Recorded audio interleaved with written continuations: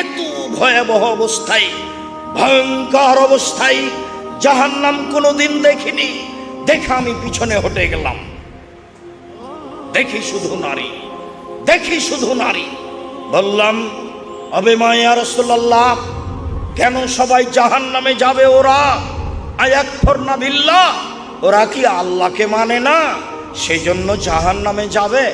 কালা, না না না না না, ওরা আল্লাহকে মানে না এজন্য নয়, তুকসিরুল্লাহ না, ওরা আসলে অভিশাপ করে, ওরা আসলে বদনাম করে, ওরা অপ্রয়োজনীয় কথা বলে, ওরা এরর কথা বলে, এই জন্য তারা বেশি বেশি জাহান্নামে যাবে। ওয়ায়াকফুরনা লাশিরা, ওরা স্বামীকে মানে না। রাসূল সাল্লাল্লাহু আলাইহি সাল্লাম বলেন, ইন্না সাখরাতাল আযীমা লা তুলকা মিন শাফিরে জাহান্নাম, বিশাল একটা পাথর খণ্ড, কথার কথা 1 কোটি মণ ওজনের একটি পাথর যদি জাহান্নামের মুখে ছেড়ে দেওয়া হয়, তাহলে নিচে পৌঁছিতে সময় লাগবে 70 বছর। সম্মানিত দিনী ভাই বোন, একটা পাথর যদি 1 কোটি মণ ওজনের 1 ঘন্টা নিচে যায়, কত কিলো যেতে পারে? যদি 1 দিন যায়, কত কিলো যেতে পারে? যদি 1 মাস যায়, কত কিলো যেতে পারে? যদি 70 বছর যেতে থাকে, কত কিলো যেতে পারে? মানুষের খাতা কলমে তা হিসাব হবে না। এগুলো আল্লাহর আদেশে চলে, এর নাম জাহান্নাম। রাসূল সাল্লাল্লাহু আলাইহি সাল্লাম বলেন, সারা পৃথিবীর মানুষ, আদম থেকে নিয়ে কিয়ামত পর্যন্ত, ইবলিস থেকে কিয়ামত পর্যন্ত সব জিন, সব মানুষ একসাথে যদি জাহান্নামে ঢোকে, দরজায় সমস্যা হবে না। এর নাম জাহান্নাম। জাহান্নামের গভীর কত মানুষ তা জানে না, মানুষের গভীরতা মানুষ জানে না। তবে আল্লাহ বলেছেন, ইন্নাল মুনাফিকিনা ফিদ দারকিল আসফালি মিনান নার, যারা মুনাফিক, যারা মিথ্যা কথা বলে, যারা চগলখোর, যারা সমাজে এই কথা ওইখানে লাগায়, ওই কথা এখানে লাগায়, এরা থাকবে জাহান্নামের সবচেয়ে নিচে। ইহুদি জাহান্নামে যাবে, ওদের পাপ নেকি ওজন হবে না। খ্রিস্টান জাহান্নামে যাবে, ওদের পাপ নেকি ওজন হবে না। হিন্দু জাহান্নামে যাবে, ওদের পাপ নেকি ওজন হবে না। শুধুমাত্র মোমেন পুরুষ নারীর পাপ নেকি ওজন হবে। ইহুদি খ্রিস্টানদের কোনো নেকি নেই, কাজেই 1 পাল্লায় নেকি দিতে হবে আর 1 পাল্লায় পাপ দিতে হবে, তাহলে তো ওজন হবে। যদি পাপই না থাকে তাহলে ওজন হবে কি করে? যেহেতু ইহুদি মুহাম্মদ সাল্লাল্লাহু আলাইহি সাল্লামকে মানেনি, তাই তার পাপ নেকি ওজন হবে না। যেহেতু খ্রিস্টান মুহাম্মদ সাল্লাল্লাহু আলাইহি সাল্লামকে মানেনি, তাই তার পাপ নেকি ওজন হবে না। যেহেতু অমুসলিম হিন্দু মুহাম্মদ সাল্লাল্লাহু আলাইহি সাল্লামকে মানেনি, তাই তার পাপ নেকি ওজন হবে না। এদেরকে ফায়ুখাযু বিল নাওয়াসি ওয়াল আকদাম, এদের পা এবং কপাল ধরে, সামনের দিকের চুল ধরে টেনে হেঁচড়ে সবকে জাহান্নামে নিক্ষেপ করা হবে। সম্মানিত দিনী ভাই বোন, কি দিয়ে বুঝায় আপনাকে আমি জাহান্নাম কত গভীর? কি দিয়ে বুঝায় আপনাকে আমি জাহান্নাম কত বড়? সম্মানিত দিনী ভাই বোন, বারবার মধ্যে একটা কথা ধাক্কা খাচ্ছে, যারা মুহাম্মদ সাল্লাল্লাহু আলাইহি সাল্লামকে মানেনি তারা জাহান্নামে যাবে, তাদের পাপ নাকি ওজন হবে না। এই কথাটা একটা কথা মনে পড়ছে, আপনাকে একটু স্মরণ করিয়ে দিই। আবু হুরায়রা রাদিয়াল্লাহু তাআলা আনহু বলেন, যারা রাসূলুল্লাহ সাল্লাল্লাহু আলাইহি সাল্লাম কাবরা উম্মি, একদা আল্লাহর নবী তার মায়ের কবর জিয়ারত করতে গেলেন। ফাবাকা, কবর জিয়ারত করতে গিয়ে খুব কান্নাকাটি করলেন। ও আবকামান হাওলাহু, আশেপাশে যারা ছিল সবাকেই কাঁদালেন। তারপর তিনি বলছেন, পৃথিবীর মানুষ শুনে রেখো, আমার উম্মত শুনে রেখো, জাতির উদ্দেশ্যে বলে যাচ্ছি, ইস্তাজানতু রাব্বি ফিয়ান আস্তাগফিরা লি উম্মি, আমার মায়ের জন্য ক্ষমা চাওয়ার অনুমতি চাইলাম। আল্লাহকে আমি বললাম, আল্লাহ একটু তোমাকে বলি আমার মায়ের ক্ষমার ব্যাপারে, আমি একটু বলি, আল্লাহ তুমি আমার মাকে ক্ষমা করো, এই বাক্যটা একটু তোমার কাছে বলি। আল্লাহ আমার মাকে ক্ষমা করো, এই বাক্যটা একটু তোমার কাছে বলি, এই অনুমতি দেন। ফালাম ইউদাল্লি, আমাকে অনুমতি দেওয়া হলো না, আমি বলতে পাবো না আল্লাহ তুমি আমার মাকে ক্ষমা করো। এই ছেলে মুনাফিক, তুমি কি করে লিখতে পারো? আব্দুর রাজ্জাক সাহেব বলেছেন তার বাপ মা জাহান্নামে যাবে। যাবে কথাই ঠিক, তুমি কি করে তোমার হুজুর বদনাম করে, তুমি কি করে বদনাম করতে পারো? রাসূল সাল্লাল্লাহু আলাইহি সাল্লাম মায়ের জন্য ক্ষমা চাওয়ার চাইবে এটা অনুমতি চেয়েছিলেন, অনুমতি হয়নি। খ্রিস্টান হয়ে মারা গেলে বাঁচার পথ কি আছে? কোনো পথই নেই। আবু তালেব চিরদিনের কৃতজ্ঞতা প্রকাশ করা মানুষ, ভাতিজার ওপরে সব ভালোবাসা দেখালেন, সব সমস্যা দূরে করার চেষ্টা করলেন, বুকে করে রাখলেন ভাতিজাকে, কাপড়ের নিচে রাখলেন ভাতিজাকে, ঘরে রাখলেন ভাতিজাকে। শেষকালে ভাতিজা বললেন, চাচা একবার লা ইলাহা ইল্লাল্লাহ বলেন। পাশে আবু জাহালেরা বসেছিল, বলল শেষকালে যদি দিন পরিবর্তন করেন আপনার নামে একটা বদনাম থেকে যাবে। আবু তালেবের মতো বড় এত বড় মানুষ মরার সময় দিন পরিবর্তন করেছে। ভাতিজা আমি তোমার কথা মানতে পারলাম না, যেই দিনে ছিলাম সেই দিনেই থেকে গেলাম। কয়দিন পরে আবু তালেব মারা গেল। আলী এসে বলছেন, আল্লাহর নবী আপনার চাচা আবু তালেব মারা গেছে। আল্লাহর নবী বললেন, যাও ওকে মাঠে নিয়ে যাও, ওকে গর্ত খুঁড়ে মাটিতে পুঁতে দাও। যাও ওকে মাঠে নিয়ে যাও, গর্ত খুঁড়ে মাটিতে পুঁতে দাও। কই একটু ক্ষমা চাওয়ার তো সুযোগ গ্রহণ করলেন না? কই একটু তো জানাজা পড়াতে গেলেন না? কই একটু লাশের ভালোবাসা দেখালেন না? যাও আলী, গর্ত খুঁড়ে মাটিতে পুঁতে দাও গা। হাদিস বুখারী মুসলিম। হিন্দু মারা গেলে শ্মশান ঘাটে ফেলতে হবে না, হিন্দু মারা গেলে তাকে মাটিতে পুঁতে দিতে হবে, কাফন দাফন ছাড়াই, জানাজা ছাড়াই তার ব্যাপারে ক্ষমা চাওয়ার কথা বলা যাবে না। আল্লাহর নবী অনুমতি পেলেন না এই বাক্যটা বলার। কি বলার? আমার মাকে ক্ষমা করেন, এই বাক্যটা বলার অনুমতি হয়। আমি মনে হয় বুঝাতে পারি না। ক্ষমা চাইলেন, ক্ষমা হয়নি এ কথা আমি বলিনি। আমি মনে হয় বুঝাতে পারি না।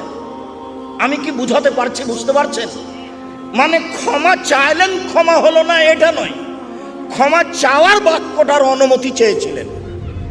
আমি একটু আমার মায়ের জন্য ক্ষমা চাইব, এই অনুমতিটা দেন। না, হবে না। তোমার মায়ের জন্য তুমি ক্ষমা চাইবা এই অনুমতি আমার কাছে হবে না। ওয়াস্তাজানতুহু, আমি আল্লাহর কাছে অনুমতি চাইলাম আমার মায়ের কবর দেখতে যেতে। ফাওয়াজানালি, আমাকে বলা হলো যাও তোমার মায়ের কবর দেখে আসো। ক্ষমার কথা বলতে বাবা না। হাদিস মুসলিম। এই ছেলে, তোমার হুজুরকে বলে দিও হাদিস অনুবাদ করতে। ধর্ম বিকৃত করিও না, আখেরি মোনাজাতে উপস্থিত হয়ে জান্নাত কিনে নিও না। ধর্ম পাগল হয়নি, বুজুর্গানে দিনের কথা দিয়ে ধর্ম চলে না। ধর্ম পাগল হয়নি। হাদিস মুসলিম। সম্মানিত দিনী ভাই বোন, বলছিলাম রাসূল সাল্লাল্লাহু আলাইহি সাল্লামের মুখ থেকে জাহান্নামের পরিচয় বুঝছিলাম। এবার একটু জাহান্নামীদের পরিচয় বুঝি, অল্প বুঝলেই হবে। রাসূল সাল্লাল্লাহু আলাইহি সাল্লাম বলেন, ইন্না গিলজা লে জাহান্নাম ইল্লা গিলজিল, নিশ্চয় জাহান্নামীদের চামড়া হবে ইসনানে আরবাউনা জেরা, 42 হাত মোটা। নিশ্চয় জাহান্নামীদের গায়ের চামড়া হবে 42 হাত মোটা। আইন্না জিরসাহু মিসলু উহুদিন, দাঁত হবে উহুদ পাহাড়ের সমান। উহুদ পাহাড় 4 কিলোমিটার প্রশস্ত, 8 কিলোমিটার লম্বা। নিচে কত কিলো আছে কেউ জানে না। আইন্না বাইজাহু মিসলুল বাইজা, তার মানুষের উরুরান হবে বাইজা পাহাড়ের সমান লম্বা। বাইজা পাহাড় 39 কিলোমিটার লম্বা। আইন্না জাহান্নাম আইন্না মাজলিসাহু মিন জাহান্নাম মা বাইনা মক্কা ওয়াল মদিনা, একজন জাহান্নামীর বসার জায়গা হবে 450 কিলোমিটার। মক্কা থেকে মদিনা যত পথ, একজন জাহান্নামীর বসার জায়গা হবে তত পথ। যদি একজন জাহান্নামীর চামড়া হয় 42 হাত মোটা, যদি একজন জাহান্নামীর দাঁত হয় উহুদ পাহাড়ের সমান, যদি একজন জাহান্নামীর উড়ান হয় 39 কিলোমিটার লম্বা। যদি একজন জাহান্নামীর বসার জায়গা হয় 450 কিলোমিটার। বাইনা মানকে বাই কাফের ফিন্নারে সালাসাতাইয়ামিল রাকিবিল মুসরে। একজন দ্রুতগামী ঘোড়া যদি একজন জাহান্নামীর ডান কাঁধে দৌড়াতে লাগে, বাম কাঁধ পৌঁছিতে সময় লাগবে 3 দিন 3 রাত। একজন জাহান্নামীর কাঁধ যদি এত লম্বা হয়, প্রতি হাজারে যদি 999 জন লোক জাহান্নামে যায়, তাহলে জাহান্নাম কত বড়? প্রতি হাজারে যদি 999 জন লোক জাহান্নামে যায়, তাহলে জাহান্নাম কত বড়? সম্মানিত দিনী ভাই বোন, আপনাকে আমি কি দিয়ে বুঝাই জাহান্নাম কি জিনিস, জাহান্নামকে আল্লাহ কিভাবে সৃষ্টি করেছেন। এবার চলেন যাই, জাহান্নামকে বিচারের মাঠে টেনে হেঁচড়ে নিয়ে যাওয়া হবে। মহান আল্লাহ বলেন, উজিয়া ইয়াউমা ইদিম বে জাহান্নাম, যেদিন জাহান্নামকে টেনে হেঁচড়ে বিচারের মাঠে নিয়ে যাওয়া হবে। জাহান্নামও প্রস্তুত, জান্নাতও প্রস্তুত। জাহান্নামও প্রস্তুত, জান্নাতও প্রস্তুত। জাহান্নাম কোথায় আছে? সপ্তম জমিনের নিচে। জান্নাত কোথায় আছে? সপ্তম আকাশের উপরে।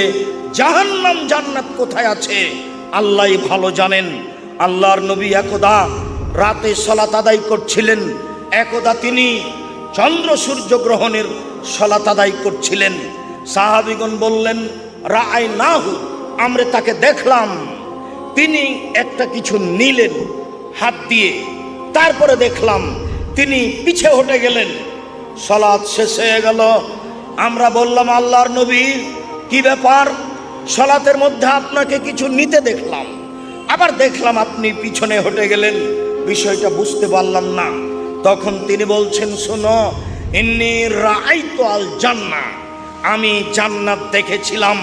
আমি মনে করলাম জান্নাত থেকে এক টুকরা ফল নিয়ে নি, এক গোছা ফল নিয়ে নি।